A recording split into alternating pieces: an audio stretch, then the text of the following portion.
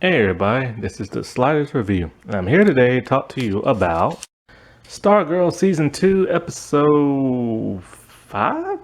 Are we on 5 now? I forgot. Anyways, last week I missed the entire episode, but the little part I did see was the part where Mr. Midnighter is actually still alive in the Shadow World, and that was actually pretty cool. Like the CGI around all the shadow and the fog and the smoke, that was really cool looking. So I am kind of curious to know how he's gonna get out, what's all gonna come of that. But I missed that entire episode, so yeah. But this week, this episode was actually pretty good. It wasn't great by no means. But it was all right, you know what I'm saying? Like, it was pretty cool. Like, there was some nice touching moments. The ending fight scene, even though I would have preferred hand-to-hand combat, that was actually pretty cool. I like that. It felt like a horror Halloween type episode. So this episode seemed to follow Icicle Jr. and he's still grieving over his father's loss, and he's living with his grandparents and his grandmother. Whoo, that woman's scared. She basically tells Cindy, "You stay away from my grandson," and everything. She's all like, "I can talk to whoever I want," and then the grandma just gives her like this ice cold look. And then Cindy sees the ice powers is coming from the grandmother, which I don't think she actually knew that until now.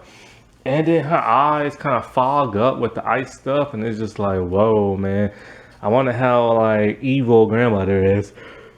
And so, oh, my bad. It's like, what is it, like 1 in the morning here?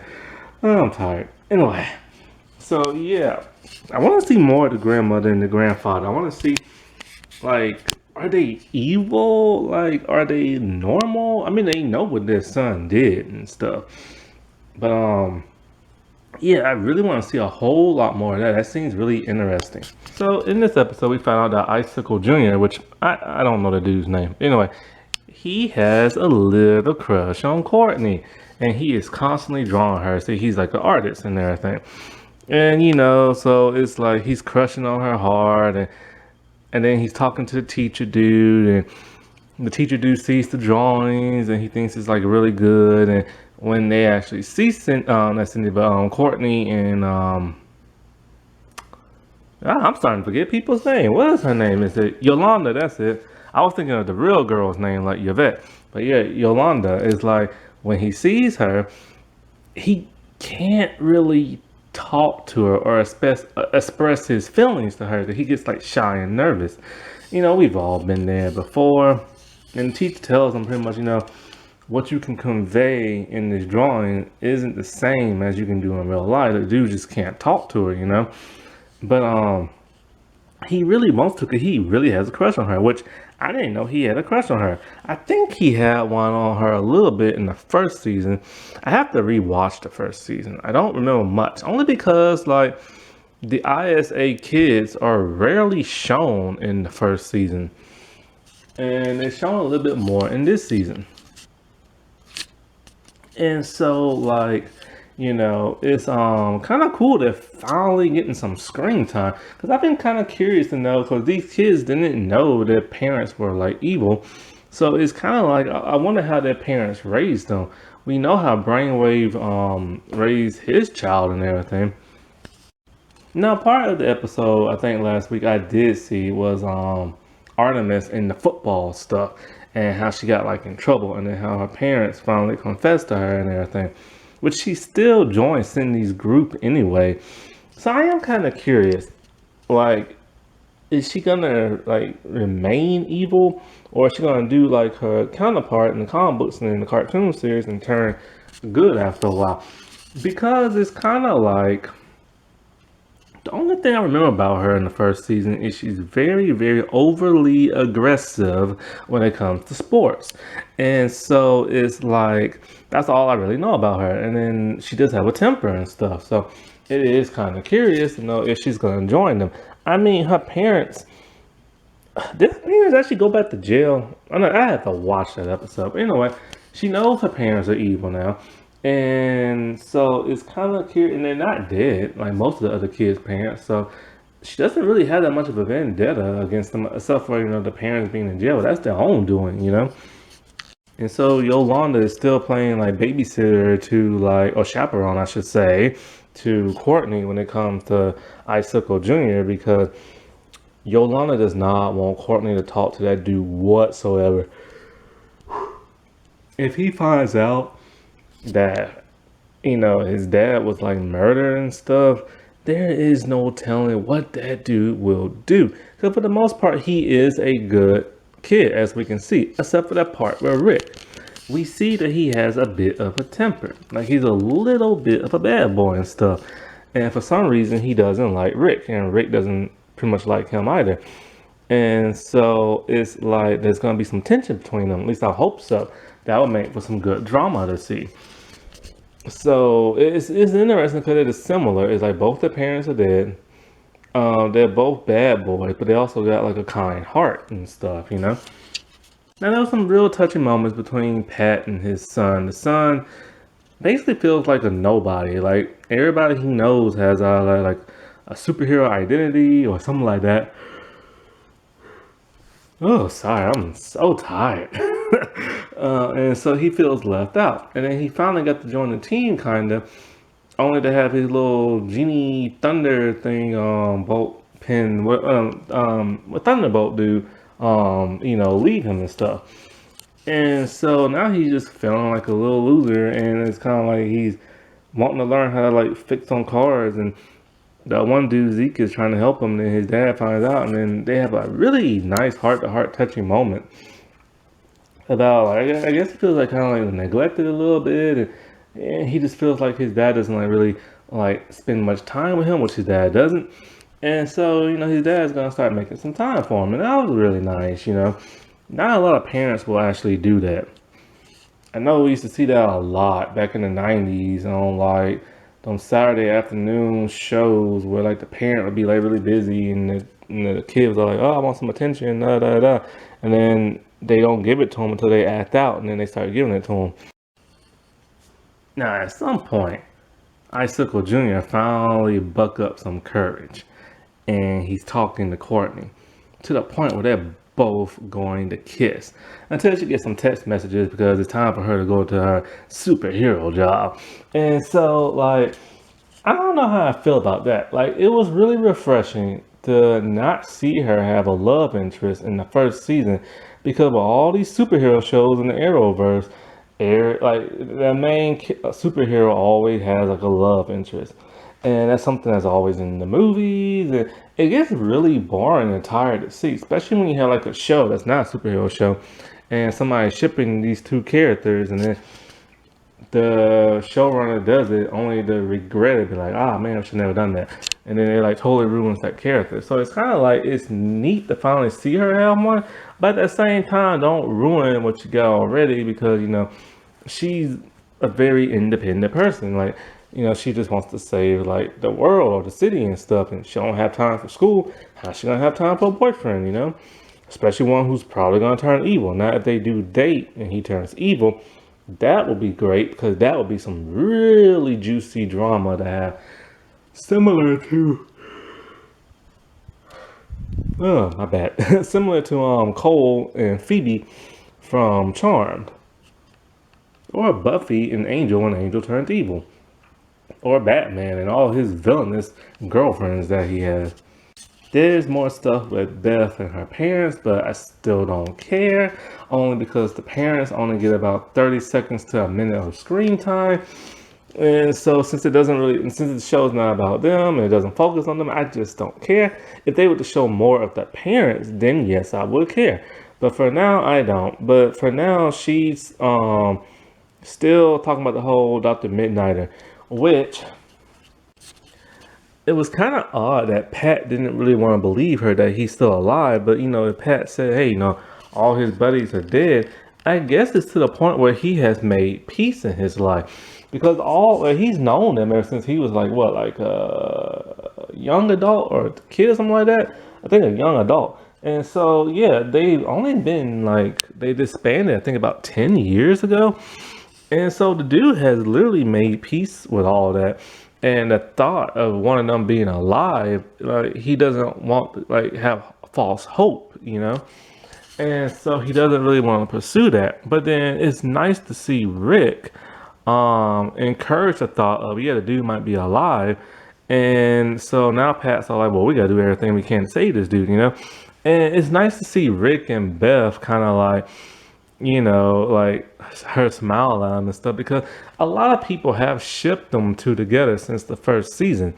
And it will be really interesting because she is the extreme awkward shy girl who had no friends, and he was just the bad boy rebel who didn't want no friends. So if they were to date, that would be something really more interesting than the whole icicle and stargirl thing. Yolanda doesn't do nothing in this episode. Freaking again, man. That pisses me off. I really like that character a lot. And they haven't done much of anything with her this season except for the first episode. Now there's a part with Shade and Courtney's mom. I missed that entire part. I always miss those two parts. I have no idea what they ever talk about. I really need to rewatch those parts. So Cindy is still trying to form her little teenage ISA thing, which, when it comes to, what is it, the maestro, somebody that did the violin dude, like his son, we knew his son was crazy in the head after the end of the first season. But yeah, she's all like, they were the good guys. And when you look at their costumes in the picture, they don't look good. They look evil and everything. And then once she says the Injustice Society, injustice, I mean, come on, man. You know that's gotta be evil. But yeah, she's still forming her little junior teen version of the ISA. And I still don't know what's the deal between her and Courtney's brother. At first, I assumed she was going to recruit him because he had the genie thing. But in the trailer for next week's episode, which I cannot wait to see, because it looks like it's going to be action-packed, and it's about freaking time because Courtney versus Cindy was one of the best parts of season 1. It seems like Cindy is going to try to kill her brother just to like make her suffer and stuff. If they do that, that will give some really juicy combo drama right there. So Rick is still having flashbacks of Grundy for some reason and still feeding him. They need to hurry up with that storyline and explain it because it's getting on my stinking nerve. If they just dragging it out and they're not really doing much with it. That's why I hate the CW, man. They drag every stinking thing out. Also, there was a touching scene between Icicle Jr. and Cindy. She basically says he's a lost cause because he doesn't want nothing to do with her because he remembers when her mom, her biological mom, died, that she basically stood in front of the class and said, I think it sounded like she didn't care or never loved her, something like that. It was either that one or the stepmom. I can't remember which one. I don't think it was the step, so it's probably a biological one. And so that's when she later took possession of like teacher dude. But it's like, yeah, it's like even though he has like a temper and stuff, he knows right from wrong, and when he knows like a bad person, he doesn't want nothing to do with him. So I don't think he's gonna join the ISA unless he finds out how his dad died, and then he might say screw it and join them. But then again, like you never know. Now we get to my favorite part of the episode, the huge battle. See, Eclipso possessed the art teacher dude, and the art teacher dude started freaking out. I'm like, well, what's going on with him? Then he starts like coughing and spewing up this liquid. I'm like, ew, gross. But then I'm like, wait, what is that? I'm like, oh, it's paint. That's interesting. Like, instead of it being like vomit or blood, they use paint, like, something he loves using. And it's just something visually different to see. It was nice to think. I didn't want to see vomit. I didn't want to see blood. I didn't want to be grossed out. So it was kind of odd and hilarious to see like paint come from the dude's mouth and he's just spewing it up, and then all of a sudden like there's paint all over the room, and then some of the coolest effects ever, like old school horror where like the walls have like a face to it and it's like emerging outward, and that I love those effects. It looks like it's CGI. I wish they would have went practical with that. But then we start seeing like a paint blob monster like roaming all around on the walls, and then Eclipso makes all the kids see something they do not want to see. And it's really having a toll on how they are. So they're all like freaking out. Yolanda, she's seen Brainwave. What is it? Rick, he is seeing like Solomon Grundy, and then the dude's all like, "Who's the monster, him or you?" And it's like a picture of him.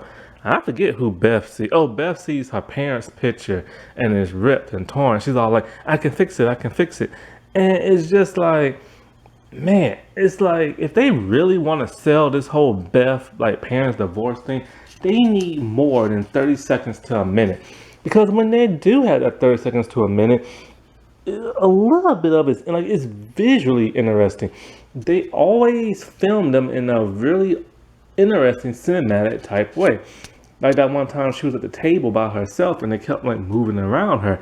And this time they was doing something else with the camera, but I can't remember what exactly. Also, why does Beth always dress like an old woman? Like sometimes have you noticed that? Like she dresses like a librarian. So yeah. So then Courtney, she finds like the teacher dude and he and something about all he can see is the darkness. So she's all like, well, let me let in the light. And so she uses her staff to like blast like the blob of like paint that's coming towards her. And it's a nice, cool visual effect. I like when they go practical with that. And then he touches it, and it's so cool to see the light from the cosmic staff heal him. And it was just like a really like holy moment, you know what I'm saying? Now I will say when the face was coming out the wall, I was hoping to death she would have like tried to stab it or something. If it would have been season one, she probably would have tried to stab it. And in case you're wondering, yeah, the paint teacher dude, he is actually from the comic books. He's the enemy of Stargirl. See, the art teacher in the comic book is Paul Designer, and he's like a disgruntled like art teacher who later becomes like a criminal and stuff. And this is what he looks like in the comics. I'm kind of glad they didn't go with that comic book looking route, even though it is a neat looking costume. I do like more of the horror movie aspect route, but as we can tell, this paint teacher probably will never be like a villain again. And he doesn't seem disgruntled. He seems like a pretty all-around nice guy. So that kind of sucks. It was nice for her to have some new villains, you know what I'm saying, in the show, instead of them being like, oh, possessed or crap like that. Similar to like a Smallville thing where they got like, they got a little like kryptonite in them and then they turned evil, then turned good afterwards and stuff. Because I've been wondering, after this whole junior ISA thing is over with, who are they going to fight after that? Because I'm getting kind of tired of the Injustice Society. And they need new villains, and especially her, because it's her main show, So I'm really hoping after this season, they're done with this whole ISA crap. And so after the kids tell Pat what happened, he tells them straight up, like, holy crap, dude, like, Eclipso is getting stronger to where he can possess people without them actually like holding his little crystal thing. And it's really interesting because when Cindy was talking to the junior ISA, she was telling them that like she's in control. And as soon as she said that, I was just kind of like, boy, is she in for it now. I will say I still don't like the demeanor of Cindy this season. I don't like how nice and mellow she is. She's not really acting evil. I can't wait until next week's episode when she does act like really evil and stuff and try to fight Courtney. Now, as for this season's title, I still don't know why every episode is titled Summer School. Like the show is literally titled like Stargirl Summer School chapter, and then the chapter number is the number of the episode. So it'd be like chapter 1, chapter 2, chapter 3, and so on and so on.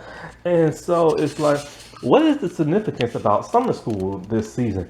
I don't get it. Like, is there supposed to be something really major inside the school that they need? Now, I think there is a lab down below the school where Cindy's dad, like, used to use and stuff. But it's like, other than that, I don't see what else is going on. Like, is there some type of like portal down there that goes into a different dimension or something? because, why would they name every episode summer school? Like, yeah, the kids are in summer school. Well, a few of them are, like Yolanda and what's her name, Courtney is, but they're rarely ever shown at school. Like, they're only in school for like a few minutes, and that's about it. So there's no real significance to it. So they really need to explain that crap towards the end of the season. If not, then it was just pointless naming every episode that. I remember when Spider-Man, the anime series in the 90s, did that. They actually had a reason. It was called, like, Spider-Man Sins of the Father's Past, and then episode, chapter, this and that, and then they'll have like the episode title, and it would revolve around like whatever that chapter was named and stuff. 'Cause there was a lot of stuff that a lot of fathers were sitting in that one season. So they really need to explain what's going on with this whole not Supergirl, but summer school title. Now there was one really interesting part when Eclipso was fighting against the JSA, is that he made every single last one of them see their deepest like regret or something they're like really upset about, something that really is like bothering them. Except for Courtney, she's the only one who wasn't possessed by that. And so, like I said, like with Rick, it was the whole Grundy thing, and if he's the monster from how he beat him up last season. With Yolanda, it's the whole brainwave thing, and with Beth, it's the whole parents' divorce thing. But Courtney doesn't seem to have anything that's holding her back or holding her down. And so that's really interesting. I would assume she would have felt sorry for Icicles Jr. like losing his dad and stuff. But I guess since she's so gung-ho on being a hero, that she doesn't feel bad about the ISA like members that died and or got like arrested and stuff. So she might actually be the key to like defeating Eclipso this season if she is not like not able to like fall under his spell and everything. Now, one thing I've been wondering, where is Starman? We know he's alive. We don't know how he's alive, but we saw him in the first episode of this season, and I don't think he's been shown since because I haven't seen him. And it's kind of like, what is he doing? Like, how come he's looking for Pat? Well, we know he wants his staff back, but yeah, it's like, what exactly is going on with that? See, they're pacing this out in that slow fashion CW crap, and it's really making me mad. They need to hurry up and speed it up. That was what's so great about the first season. They dragged things out for only a little bit, but they explained things like really quickly and made you anticipate for like the next episode and stuff. So all in all, it wasn't like a perfect episode, but it was really intriguing and really interesting. And at least it was in their costumes. It had a little action to it. I did like the horror movie aspect of it. I still don't understand why it came out in September and not October, but it was just really cool to see. I hope that they get back on track to season 1, because so far this show is not doing it for me this season. I've checked like the ratings, and the ratings are dropping big time every week this season. Like, people are not tuning in whatsoever, and that's because this is a very lackluster season. There's little to no action. They are dragging the whole plot of this season out very slowly in a very CW kind of fashion. And it feels more like a drama comedy than it does a drama action adventure show. So they need to get back on track, because I do not want this show to get canceled. I mean, I don't go around buying the Arrowverse or CW shows on DVD, but Stargirl season 1, yeah, I bought that on DVD. Alrighty, well, I'll talk to y'all later. Bye.